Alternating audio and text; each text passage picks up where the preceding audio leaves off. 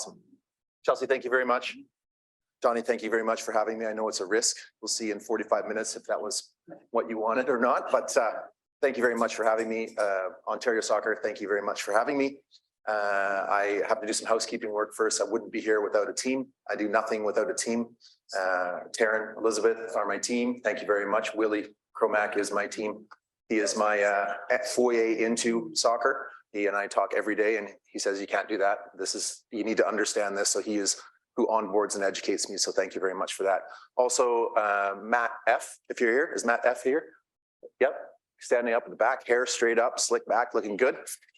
Raheem, if you can stand up too, and Gabe, if you can stand up. If it wasn't for these three great leaders, one in Saskatchewan, one in BC, one in Ontario, I wouldn't be here.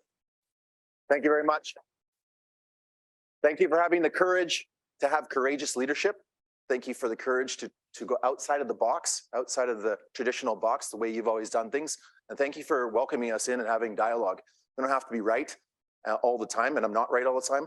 So really appreciate you three in particular sticking up for us. So thanks very much.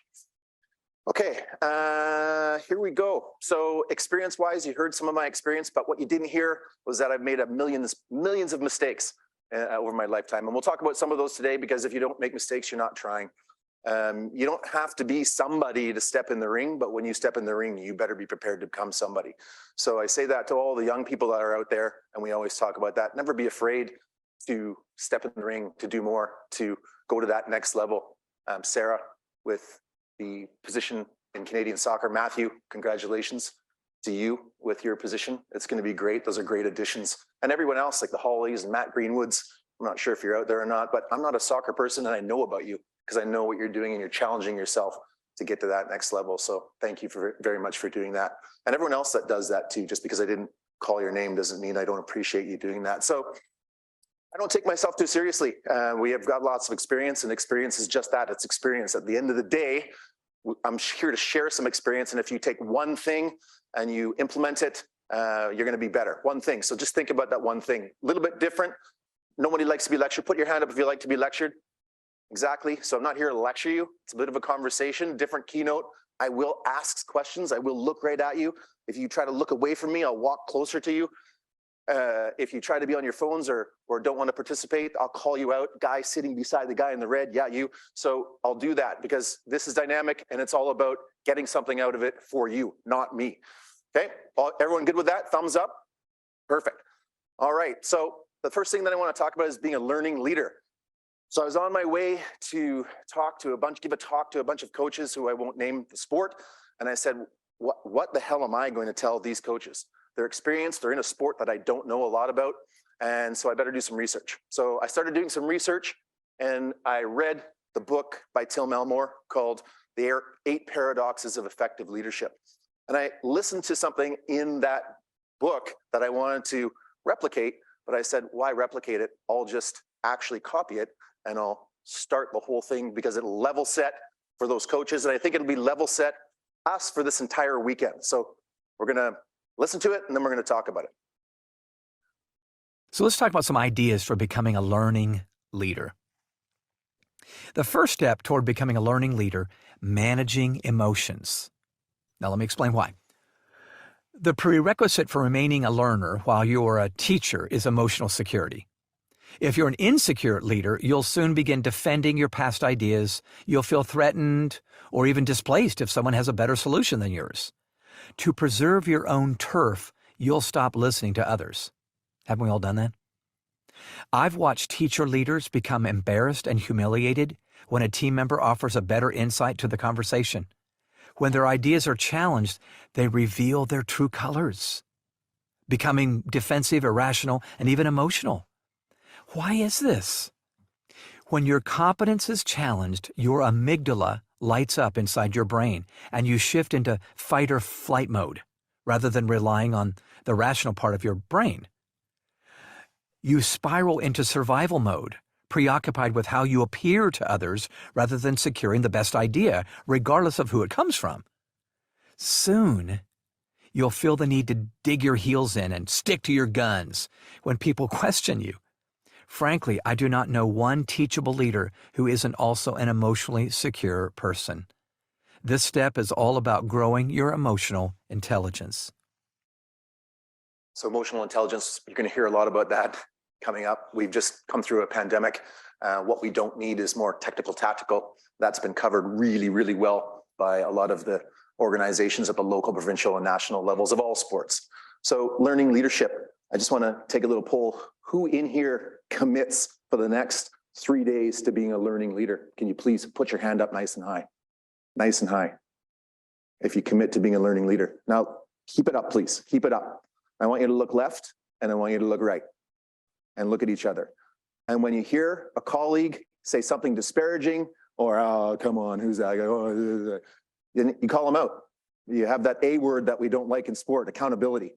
Call them out and say, we're here to be learning leaders, because that's what this is all about. That's what this whole weekend is all about, becoming a learning leader. Might as well get something out of it, as well as having a few beers and reconnecting with people. Change. Guaranteed change happens. It happens by design. It happens by disaster. We're human beings, so we're not usually proactive about it. We usually wait until there's a disaster, then we band together, wear the strong shirts, Canada Soccer strong, like whatever bad thing happens strong. But we're not intentional about it. We don't design it. We need to get better at that. We need to design it because change is going to happen. We just all saw that. We're better together, right? Are we not better together? It's better. This is better than having a Zoom meeting and sitting on Zoom for 3 hours, listening to somebody speak. I'm sure we're all tired of that. So change is going to happen, okay? We got 3 outcome goals for today's session. So I was doing some work with TELUS, and then TELUS, you do not ever go to a meeting without an outcome goal because it doesn't make sense, and then it doesn't keep everyone, it provides guardrails. So my 3 outcome goals are to inspire you to think differently, highlight your role in the process, and encourage you to take action, not talk action. We don't need any more what or why. We need where, when, who, and how. That's what we need to do to take ourselves to the next level. So at the end of this presentation, I'm going to go around and ask everybody, what was your 1 outcome goal? What was one thing that you took and you're going to implement? And if it's nothing, tell me nothing. I don't have to be right. I don't profess to be right. I don't have all the answers. Nobody does. The most dangerous people in sport are those who have been in it forever and crap all over every new idea. I'm going to say that again. The most dangerous people in sport are those who have been in it forever as it's trajected downwards, but have every reason why new ideas won't work. Okay, so let's make sure we're not those people. Don't become those people. That's the outcome goal. All right, so what I want to talk about first, put your hand up high if you're in sales. Nice and high if you're in sales. Okay, perfect. So we've got 50 people are in sales. Put your hand up if you have a job, any job. Congratulations, you're in sales. And while that might sound funny, it's not funny, and here's why. Because if you don't think you're in sales, you become the narrow point in that hourglass. And you say, oh yeah, I went to the summit, I went to the seminar, but you don't go back and share that information. You are in sales, whether you're on a board, whether you are on a team, whether you're the executive director, technical director, player, parent, volunteer, you are in sales. We're all in sales. So maybe a 16th of you put up your hand when I asked the question if you're in sales. Now, congratulations, we all know we're in sales. I'm in sales. Every day we're selling something. Nobody's better than anyone else in the sales department. Okay, so the idea is, number 1 issue in sport, communication, right? We behave like intellectual silos. Well, don't tell them that, don't tell them that. And then we wonder why no one's bought in, trust, why there's nobody on board. We want to not be that narrow point in the hourglass, okay? Can we commit to that? Give me a thumbs up if we can commit to that, please. I always like to see if people agree or disagree. And if you disagree, put your hand up and tell me why. We'll have a conversation. Okay? Who's our consumer? Who's our consumer? Yes, you. Who are we selling to? Safe room, there's no wrong answer. Yes, you. Players, coaches, club. Who's our consumer? Referees, officials. Anyone who will listen? Anyone? Parents? Okay, perfect. Yes, those are our consumers. Parents, players, coaches, officials, administrators. We all have different roles. We're all at various levels. What are we selling? What are we selling? Blue hoodie. Experience, yep. What are we selling? Second one in, black Adidas jacket, yep. Entertainment, what are we selling?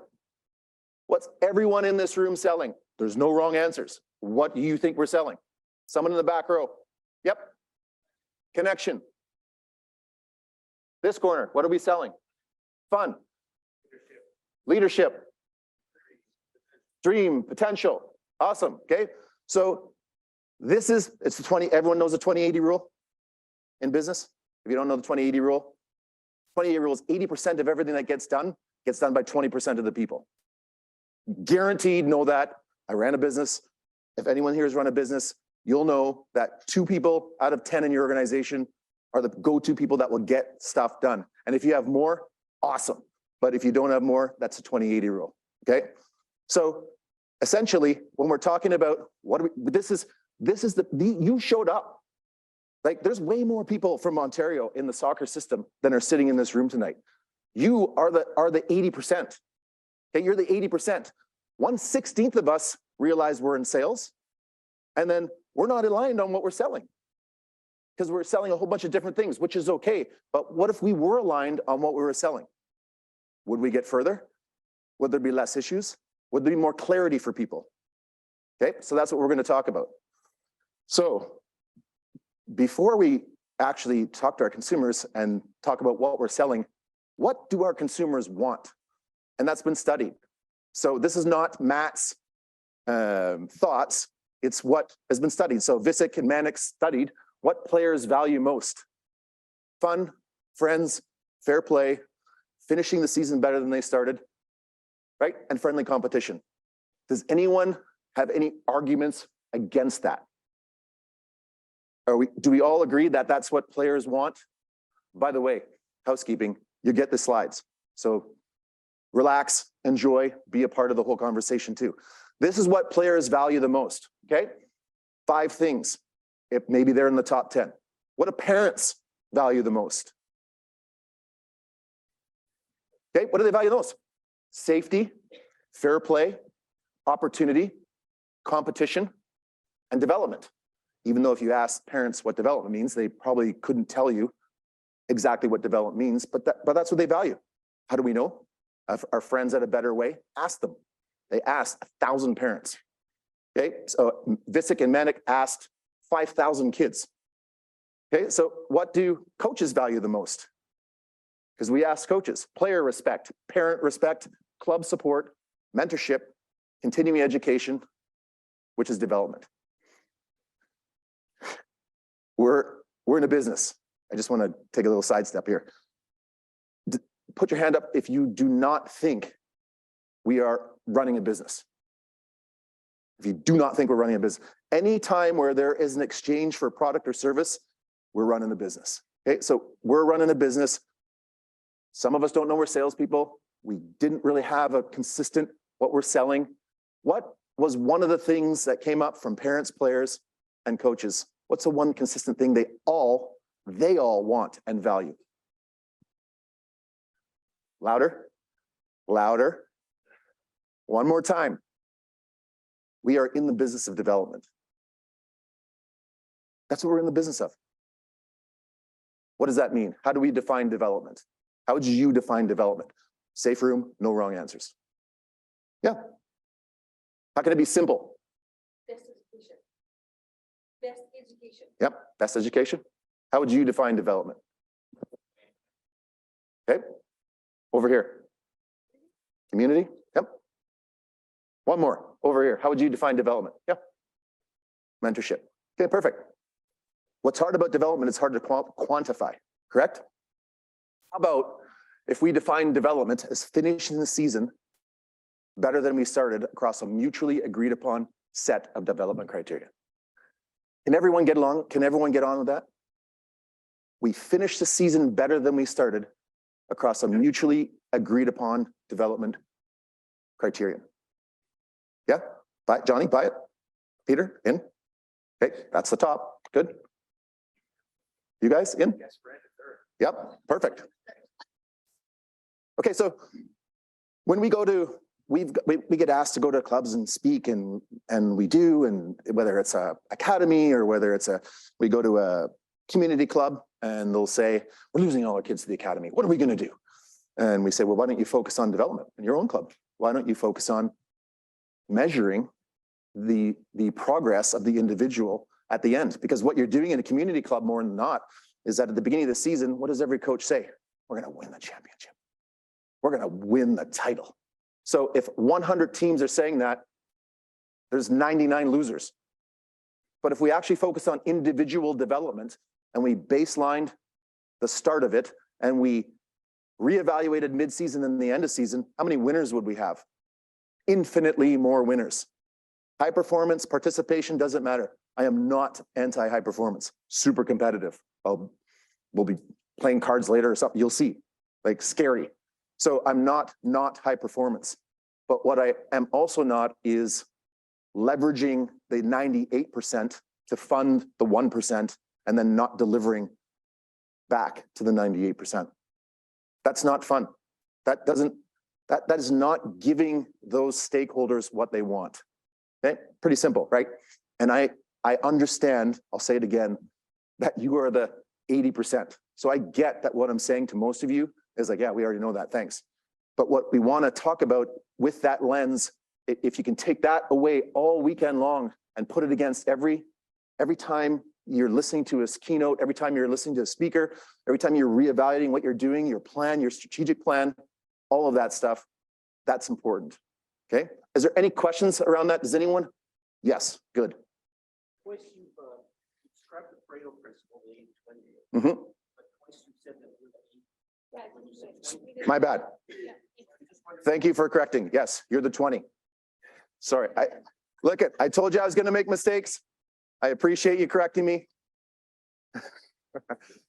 Thank you for that. Is there any other questions from the 20% on what we're talking about in terms of development? Listen, I don't take myself seriously. Yeah, I get it. I apologize. Please accept my apology. Okay, so development. We're on the development track. Finishing the season better than you started across a mutually agreed upon set of development criterion. So what we have been working on with the Raheems and the Matts and the Gabes and some local soccer clubs is, what does that look like? And so the Canadian Athlete Development Matrix, everybody knows, we've got 264 indicators of social emotional. We've got 4 pillars, which are good. They give us a framework. And what I do like about what Dr. Wade Gilbert did for the USOPC was he broke it down into the 4 C's.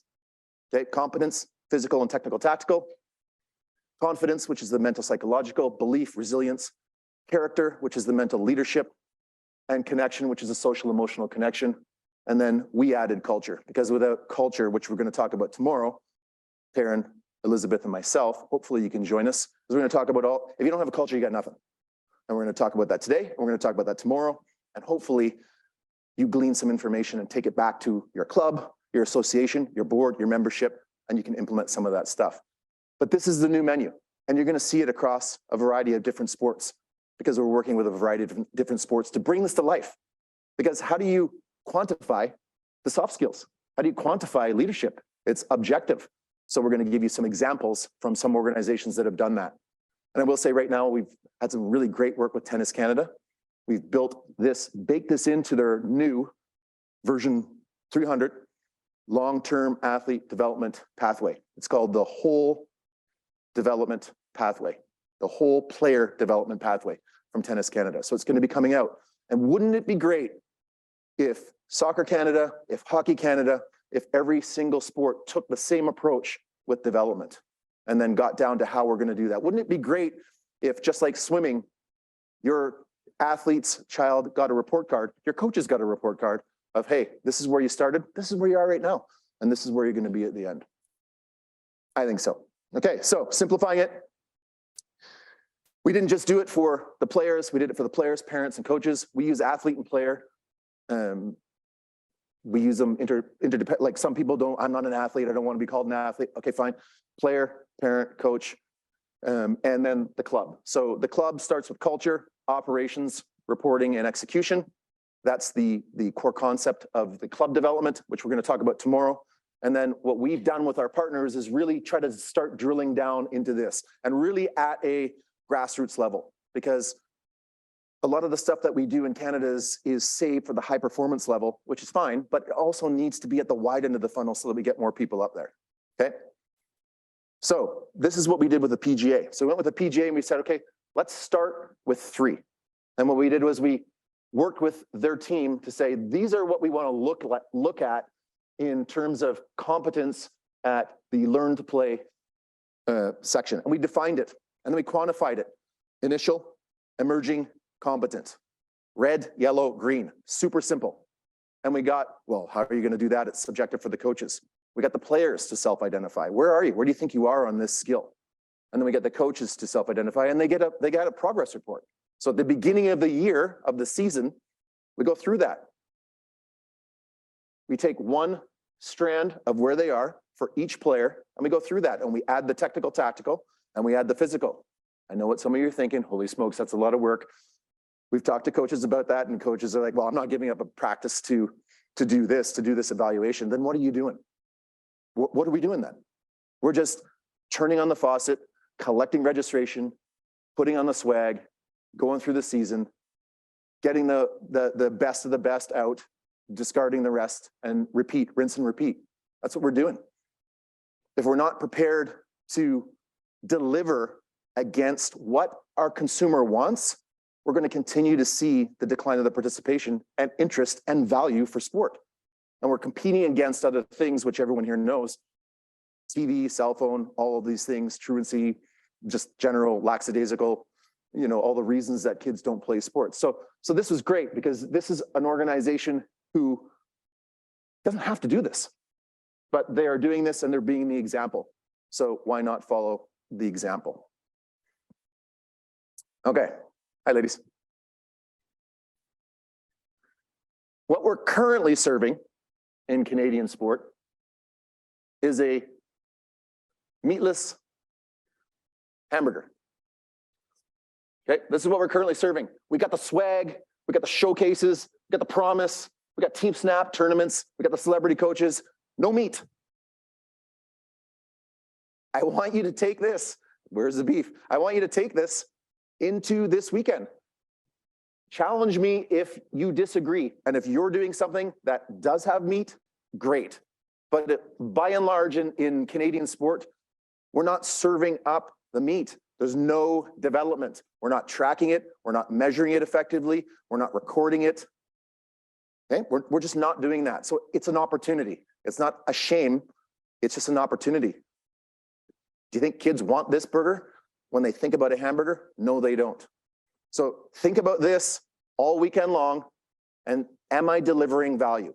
Are we delivering what our consumers want? Not what we want, what our consumers want and need. Anyone have anything to say about that? Questions, challenges, back row, up there, agree, disagree? Somebody disagree, so we can have a conversation. No? Veggie burger? Okay. Thank you. Proteinless burgers. We are serving protein-less burgers. The older I get, the more I realize, the less I know, and I have to unlearn things. Okay, so we're serving proteinless burgers. Okay, so who am I to talk about this? Why am I at the front of the room? How does he know? How do we trust him? Give us something, Matt. So this is the way we've always done things. This is the business that we come from. So standard in personal training, which we started a personal training business in 1998 with one customer.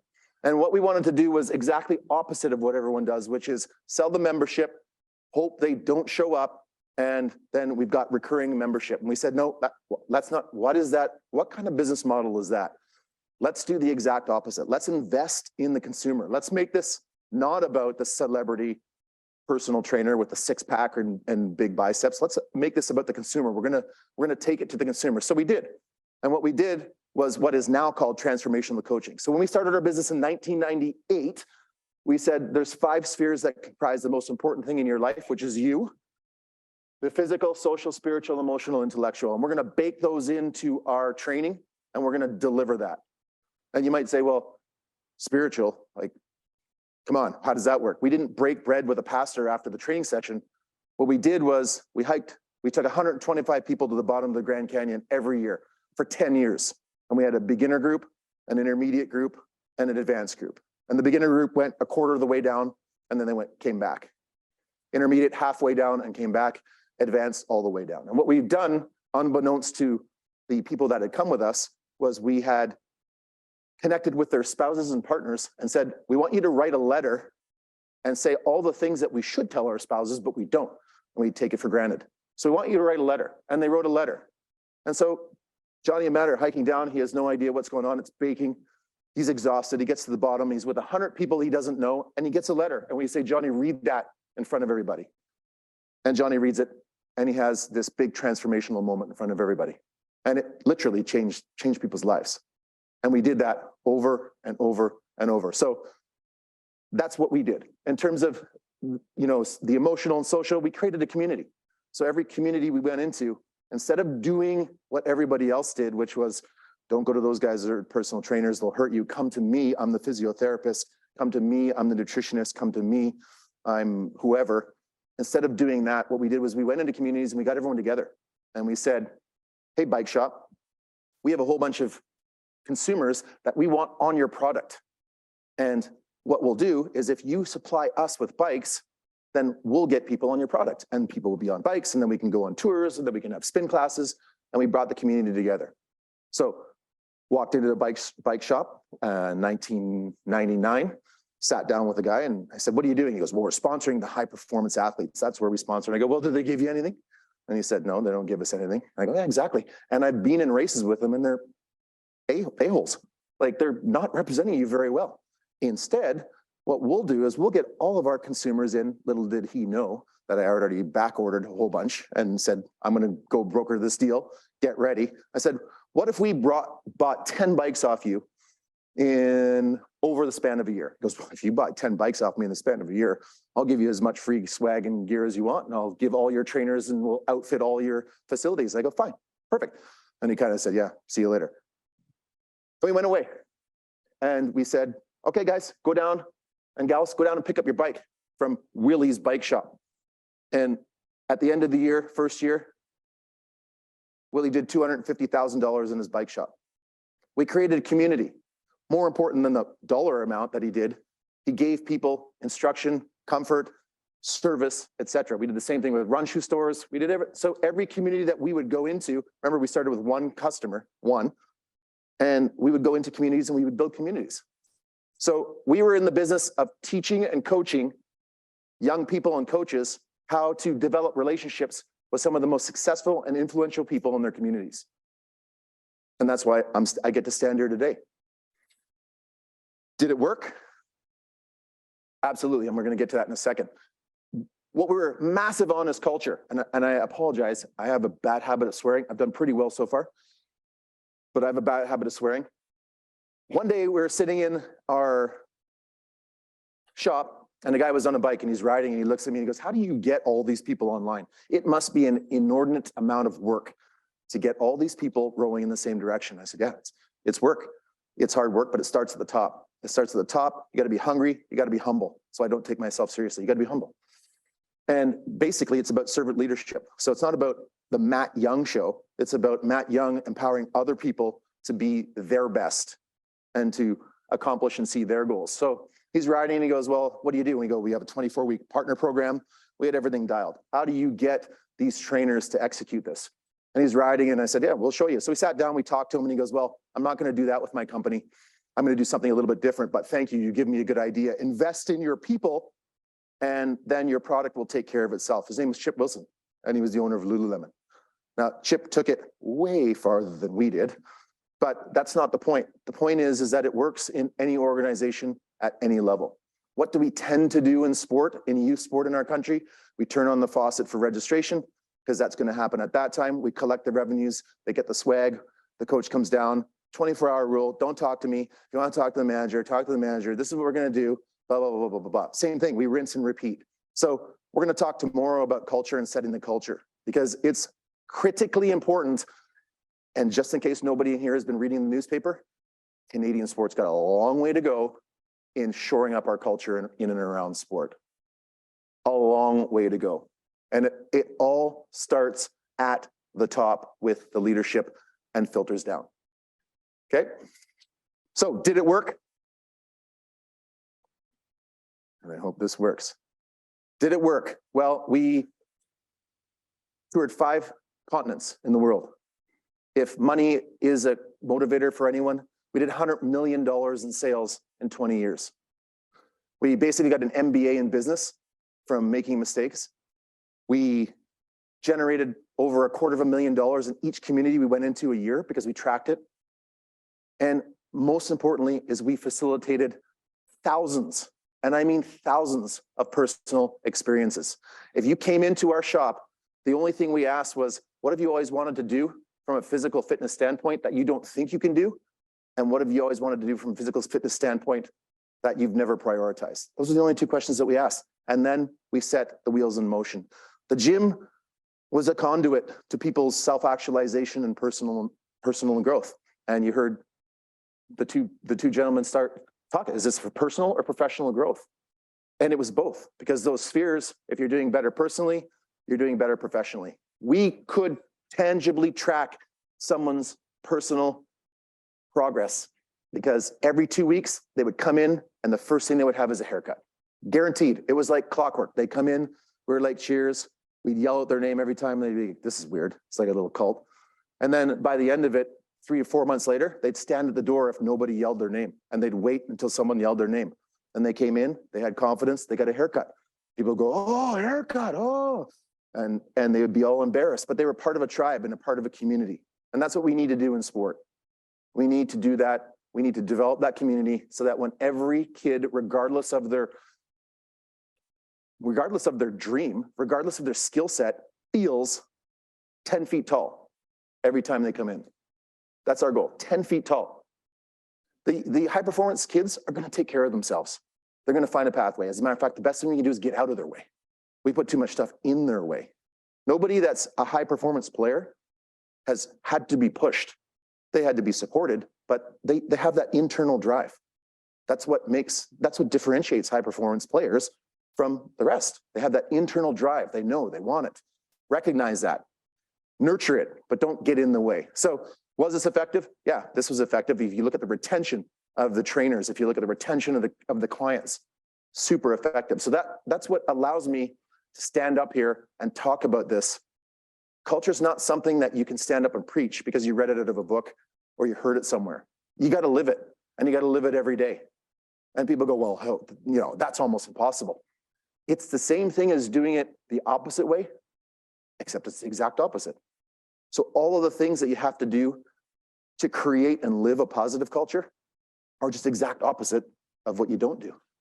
It's way easier. It's not harder, it's easier.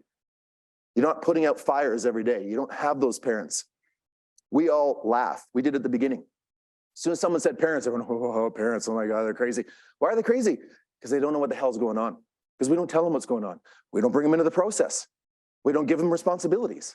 We don't hand out a clipboard and say, hey, listen, we're doing preseason evaluations. You need to monitor your kids' beep test. You're going to be over here. The push-up test, you're going to be over here. And they see what's going on with all the kids. And they go, oh my God. We don't invite them into the process. Now, there's crazy parents. We get it. Okay, it's a misappropriation of love. Okay, that's what our partners call it. But by and large, let's ask ourselves: have we set the right culture? Have we invited the parents into that culture? Are we delivering on that culture for the kids? Because I will tell you, and I've coached sports for 20 years. Every different sport. We do this baseline at the beginning of the season.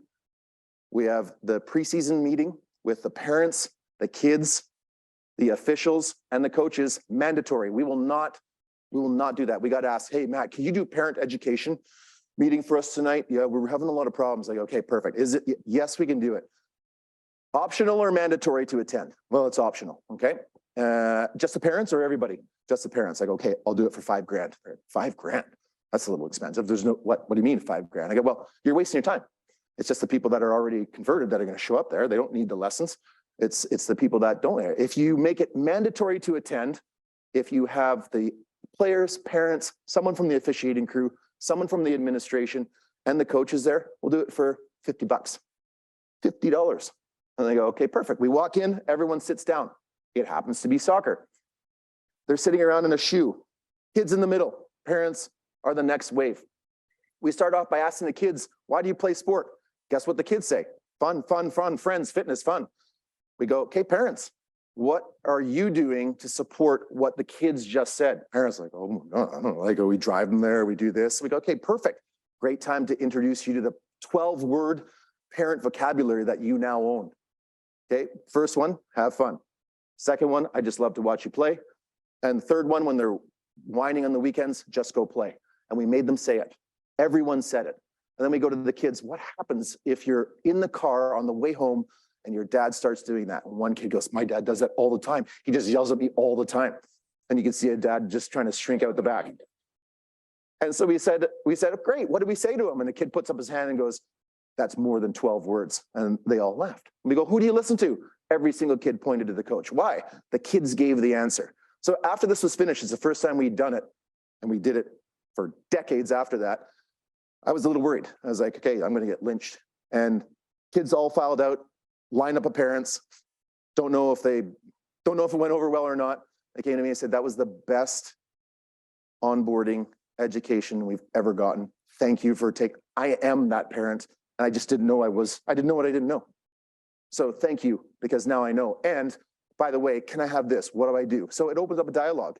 And now we're getting forward and we're doing stuff. It worked in lacrosse. It worked in soccer. It worked in baseball. It worked in hockey. It works. It works. And so for the people that say, I don't have any time, okay, then put out fires every single practice, every single game. What happened? Why isn't my kid playing? No playing time. Like, it works. Any questions on that? Any comments? Good, yeah. Have fun when they get out of the car. When they get back into the car. I love to watch you play. That's 7. On the weekends when they're complaining about being bored, just go play. You're welcome. Any questions? Are we good with this? It was good? Are people like, yeah, okay, I get it. It's Friday night. Can't wait to have a couple beers. Yeah, he was all right. Yep. So we get the slides. Something you videotaping. Yep. Yes. Thank you, John. Anyone from up top? Matt, what do you think? 2 thumbs up there? Okay, good. So we transitioned to sport. So I have 2 sons, 17 months apart. We go to sport and I show up in the sport. What do I see? I see the same thing we saw in the personal training realm. Okay, celebrity coach, celebrity club with their celebrity kid and the celebrity parent. Giving nothing back to the consumer. And so that's how we started the change. And then we went from the local club to the provincial club to the national club. USOPC called and said, can you help us write our activation and accountability framework for ADM? Largest sporting group in the world. We said, me? Yes, absolutely. So we wrote it. And then we got invited to all these other things.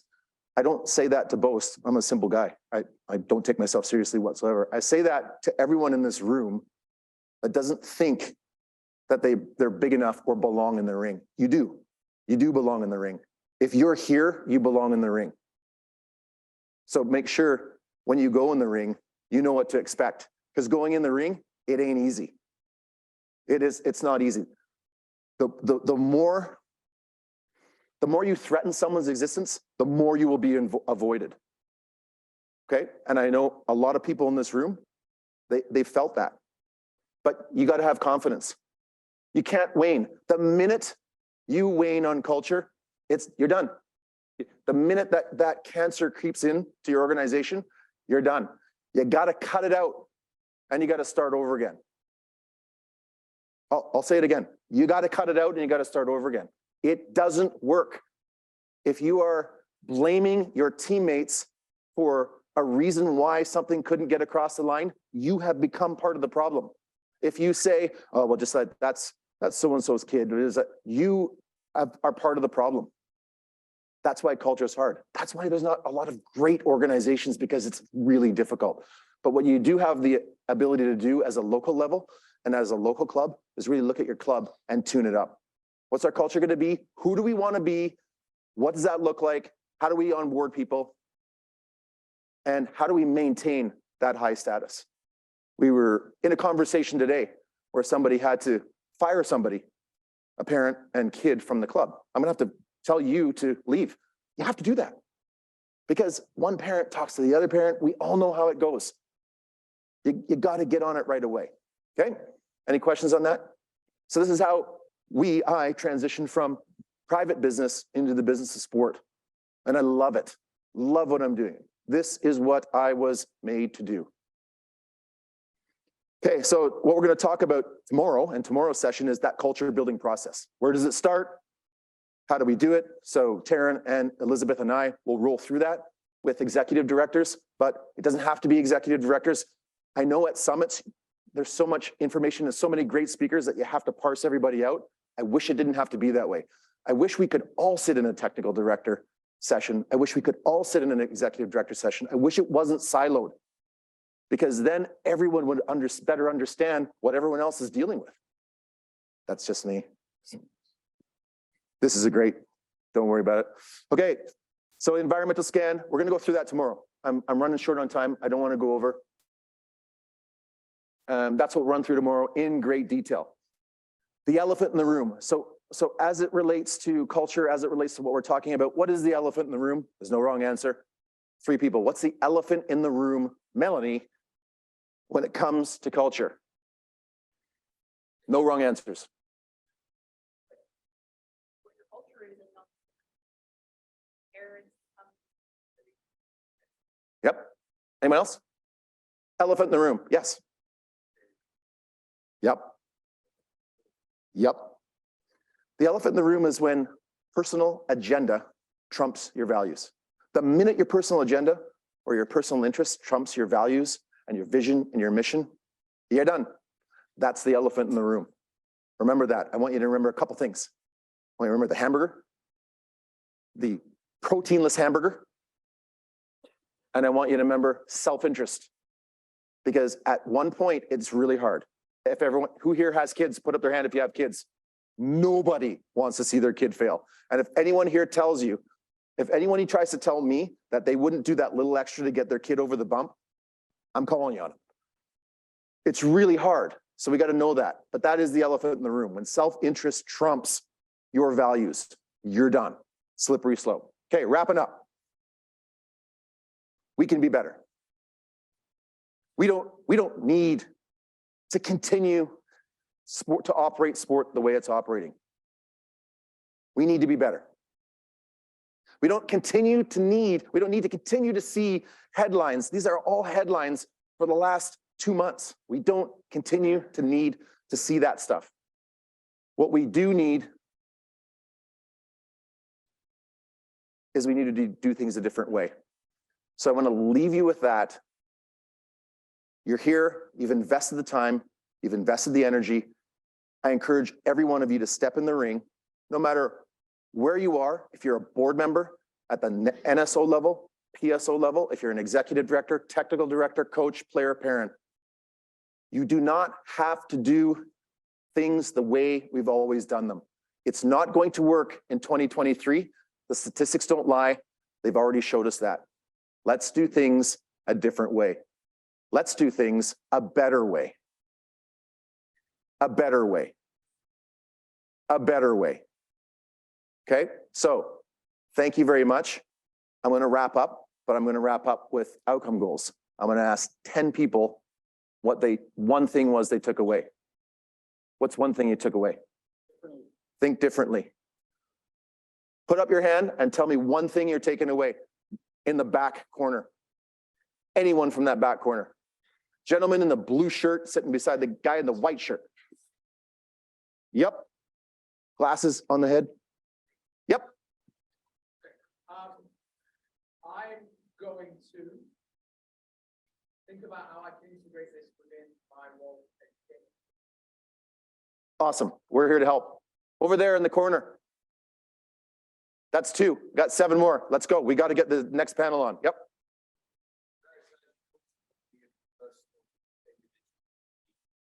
Love it. Love it. Love it.